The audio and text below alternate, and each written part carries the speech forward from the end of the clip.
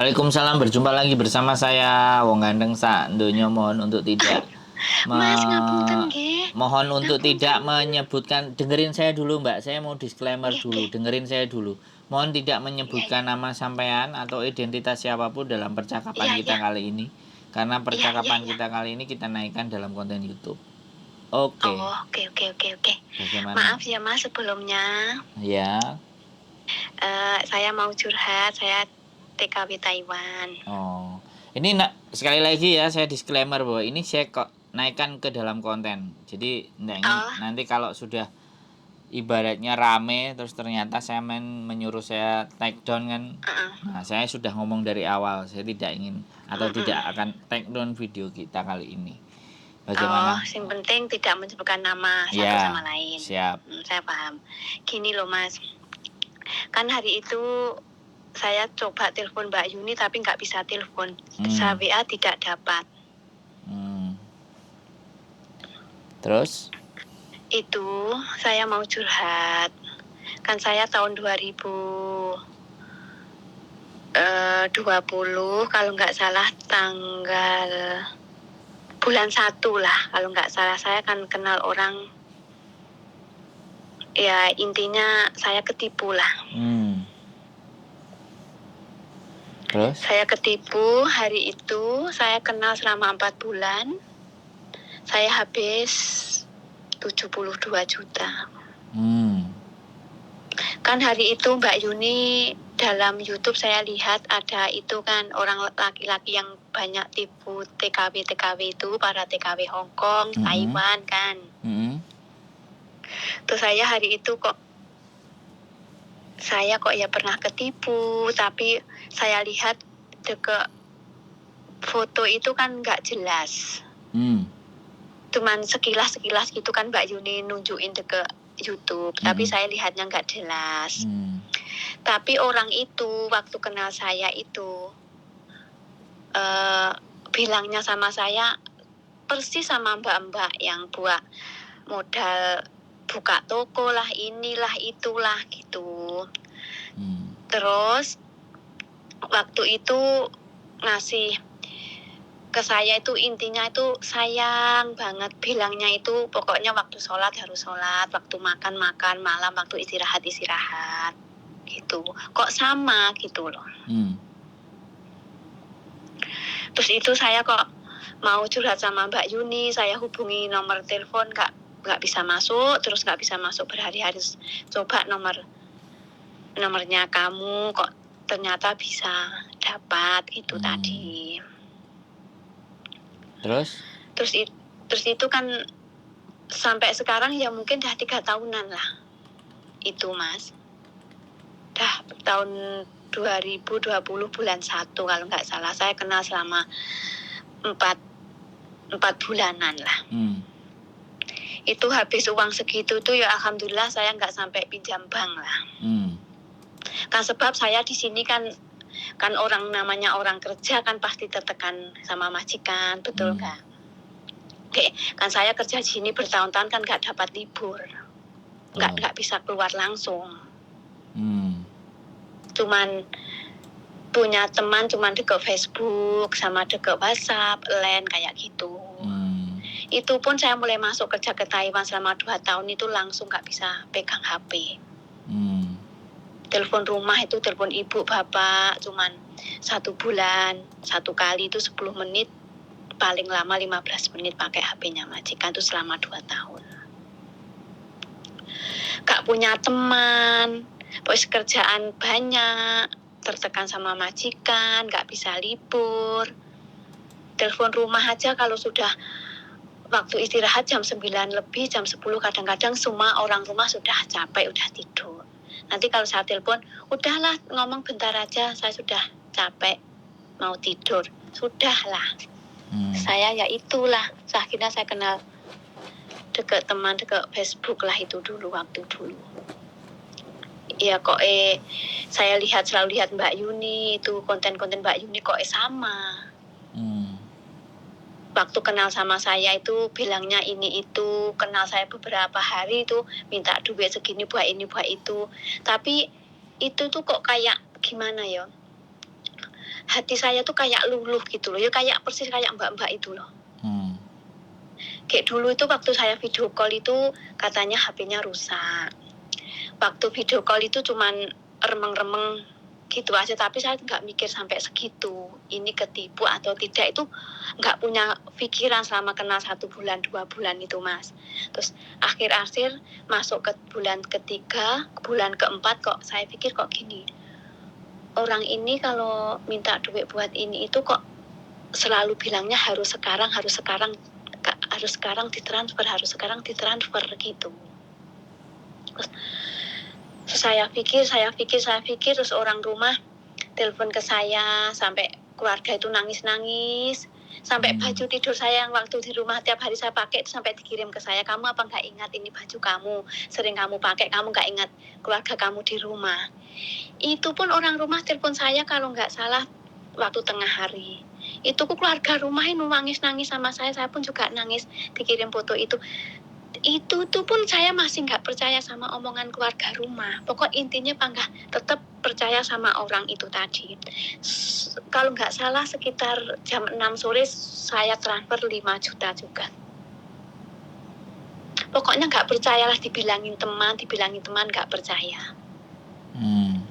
Pokok intinya ya itu tadi, percaya sama orang itu. Kan dia kalau berangkat kerja selalu telepon saya, SMS saya mau berangkat kerja, kamu pagi sebelum berangkat kerja sarapan dulu, jaga badan biar tidak sakit. Pokoknya rayuannya itulah sama mbak-mbak yang selalu dekatnya YouTube-nya Mbak Yuni itu. Terus saya kepikiran dari kemarin ada 1 minggu lebih lah saya selalu lihat Mbak Yuni kok sama, kok orangnya sekilas kok kayak mirip gitu. Terus kan saya selalu lihat itu, hari itu live-nya Mas Uya sama Mbak Yuni itu saya pun juga lihat. Pokok juga saya ngikutin terus lah. Terus akhirnya saya kenal selama 4 bulan tuh semakin lama saya semakin sadar, alhamdulillah sadar sendiri. Akhirnya orang itu selalu SMS, selalu telepon saya tapi selalu nggak balas. Teleponnya saya selalu tidak mengangkat. Kok saya biarin lah. Terus waktu itu sama keluarga saya ditanyakan ke pihak polisi lah. Tapi pihak polisi itu rumahnya itu dekat sama rumah saya lah. Terus ditanyain, dicari ke Google segala macam, nomor KTP itu, alamat dia kan Bandung. Waktu itu. Terus ditanya, dicari ke internet, satelit itu ada, alamat rumah itu ada, semua nomor rumah ada, tapi itu bukan rumah, itu ruko. Terus waktu itu saya masih sambung sama dia, terus saya malamnya saya telepon. Rumah saya yang belakang ruko itu, intinya tetap meyakinkan saya. Tapi hari itu saya pun ya juga bertengkar sama dia, itu loh bukan rumah kamu, itu ternyata ruko. Saya bilang gitu, rumah saya di belakang ruko, tetap meyakinkan saya orang itu. Terus akhirnya KTP semua itu cuman tipu daya. Terus akhirnya saya semakin sadar, terus sama keluarga saya udahlah, nggak usah dilaporin ke polisi, lapor ke polisi pun kamu nggak ada di rumah, mungkin juga susah. Betul nggak? Betul lah Mas kayak gitu. Terus ya sudah lepas. Selama 4 bulan saya habis 72 juta itu. 72 apa 75? 72 juta. Berarti kan ini ada daftar lagi. Sampean masuk daftar lagi korban kan artinya. Tapi itu orangnya itu saya kan sudah macam kayaknya sudah lupa, remang-remang gitu. Ingat kan itu sama keluarga saya semua foto dia. Pokoknya semua foto-foto yang dia kirim, transferan kamu dekat dia, semua kamu hapus, kamu buang dekat HP, bersihkan HP kamu dalamnya, itu keluarga rumah saya. Terus jadi transferan uang itu kan tiap bulan kan gaji saya transfer terus, pokoknya saya transfer terus sampai kayaknya itu kayak nggak cukup, akhirnya saya pinjam majikan aja. Kan saya hari itu nasib baiknya saya itu gini, semua paspor dipegang majikan. Hari itu nyuruh saya, kamu punya paspor, kamu gadekan paspor lah, nanti duitnya kirim ke saya. Saya bilang, saya nggak bisa menggadekan paspor. Yang pertama, paspor dibawa majikan, selalu disimpan. Yang kedua, saya tidak bisa libur. Usahakan, pokoknya kamu usahakan itu paspor bisa menjadi duit. Saya sebab butuh duit buat ini buat itu. Terus saya tetap gak bisa Thomas hari itu. Terus kamu di rumah punya apa? Penghasilan kamu apa? Punya tanah di rumah. Saya bilang gitu, jual aja tanah kamu kok segini pokoknya saya. Tapi waktu itu saya sudah mulai sadar. Akhirnya saya nggak jadilah bilang yang kayak gitu sama keluarga. Takutnya nanti keluarga berpikir terus berpikir kasihan keluarga di rumah. Tapi alhamdulillah itu saya sudah move on dari lama lah, Mas. Sudah tidak berhubungan, kok kenal minim 4 bulan 5 bulan bersih lah. Ya habis itulah 72 juta. Tapi alhamdulillah banget nggak sampai pinjam bank, nggak sampai gadein paspor. Yang saya seneng deket situ nggak sampai pinjam duit ke bank. Kan saya di sini nggak bisa libur, nggak bisa kemana-mana kan. Kayak cuman hiburannya cuman Facebook, YouTube gitu. Kayak kenal Mbak Yuni ya, akhir-akhir ini mungkin saya lihat YouTube-nya Mbak Yuni mungkin dalam 2 bulan atau 1,5 bulan saya baru jumpa YouTube-nya Mbak Yuni. Terus saya terus ikutin terus konten-konten Mbak Yuni itu. Ternyata bukan saya saja yang tertipu. Waktu itu ada teman dekat Taiwan sini, dia ketipu, kena dulu. Dia bilangin saya gini, Mbak maaf, kamu itu lo ketipu. Tolong jangan terusin kamu kirim duit ke orang lelaki itu. Saya sudah ketipu, tapi saya nggak sampai ketipu banyak, saya sudah stop. Kok Mbak sekarang malah terus transfer. Tolong Mbak stop lah Mbak. Jangan sampai terlanjur, nanti kamu pasti menyesal, Mak, itu ketipu. Saya dibilangin teman saya itu, saya tidak percaya, tetap percaya sama orang itu. Kan orang itu selalu meyakinkan saya tiap hari, tiap waktulah, tiap detik dia tidak bekerja, waktu libur apa selalu telepon SMS ke saya. Pokoknya tidak dikasih kesempatan ya. Pokoknya dideketi, terus ditempel, terus dikasih perhatian, terus gitu ya. Iya, terus pokoknya. Terus dimintain duit. Waktu makan itu dia sudah SMS. Sudah makan belum? Kalau makan banyak dikit biar awak sehat, biar kerja kuat gitu. Pokoknya tiap hari perkataan sayang lah, perkataan manja itu selalu ada. Jadi itu yang membuat kita itu serasa kayak melayang-layang gitu ya. Betul. Melihat kita yang berpikir yang lebih tinggi lah gitu loh. Oke. Dengan kejadian yang seperti ini, kira-kira pesan-pesan sampean buat teman-teman yang di luar sana, bagaimana agar supaya terhindar dari hal-hal yang sedemikian rupa? Adakah pesan yang bisa sampean sampaikan?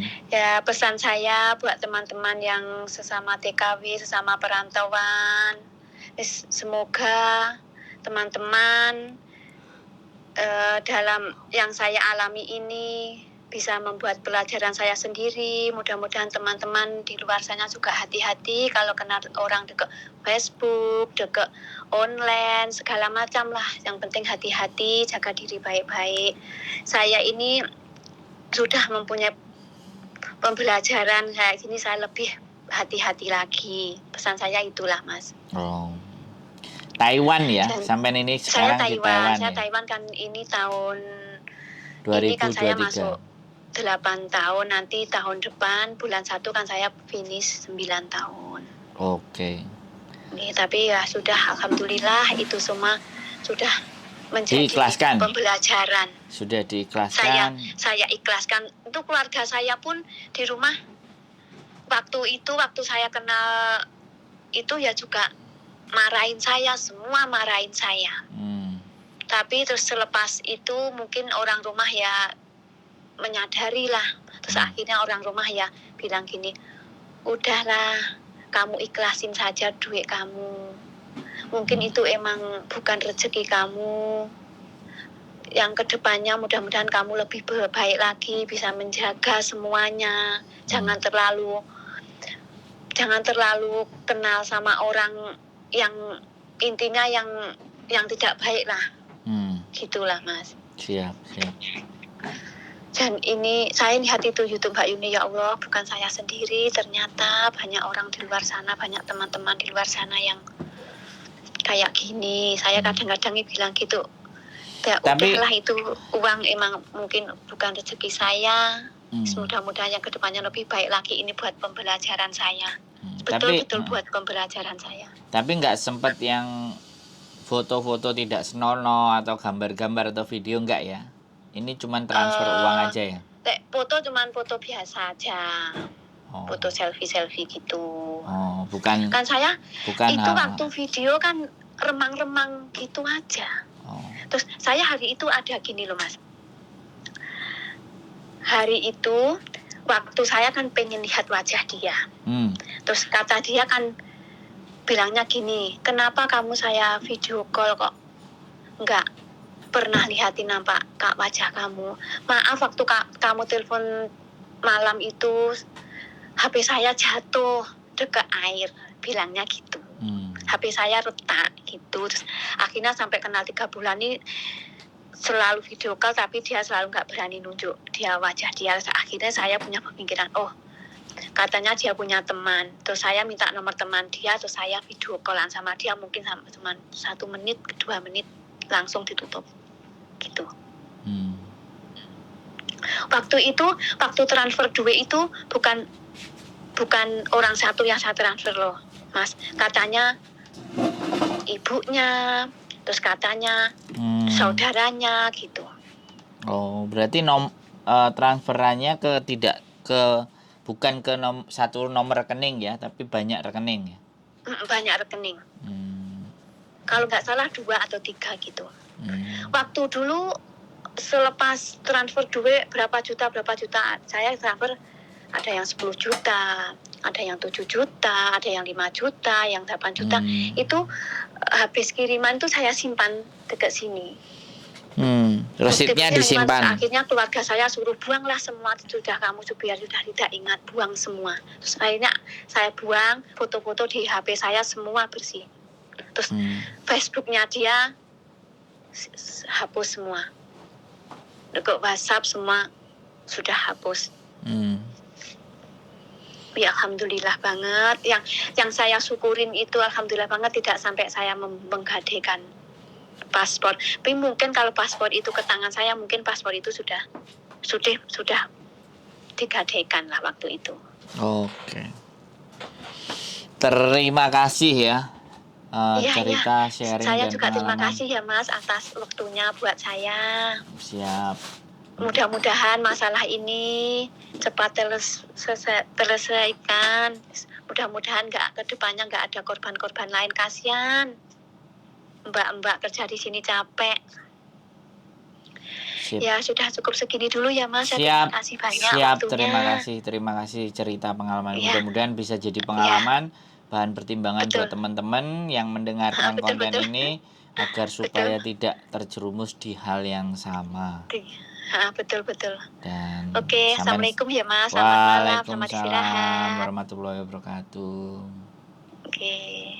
Bye. Oke teman-teman, korban bertambah lagi. Bagaimana Fuyan? Yang hati-hati. Kalau nggak kenal blokir saja. Oke, kata bujuku, kalau ada nomor-nomor tidak jelas dan tidak kenal langsung blokir saja. Nggak usah membuka celah dan membuka peluang untuk para Garangan-garangan masuk. Pertemanan inbox itu juga pengaruh. Inbox, nah kata bojoku inbox itu juga pengaruh. Jadi yang nyata-nyata aja. Nyata aja kadang kapusan. Oh, yang nyata aja banyak tertipu. Pokoknya kalau sudah menyangkut masalah uang udah. Tapi memang ya dari awal nggak kenal masuk udah blok. Apalagi yang dengan foto-foto, gambar-gambar pilot lah, dari polisi lah atau dari mana lah itu. Ya banyak juga yang teman-teman ngunggah ya foto-foto yang inbox sebegitu banyaknya. Tapi langsung di-up. Nah, ada dengan profil gambar yang bagus kok mendekati para PMI. Nah, itu dia. Itu patut dipertanyakan.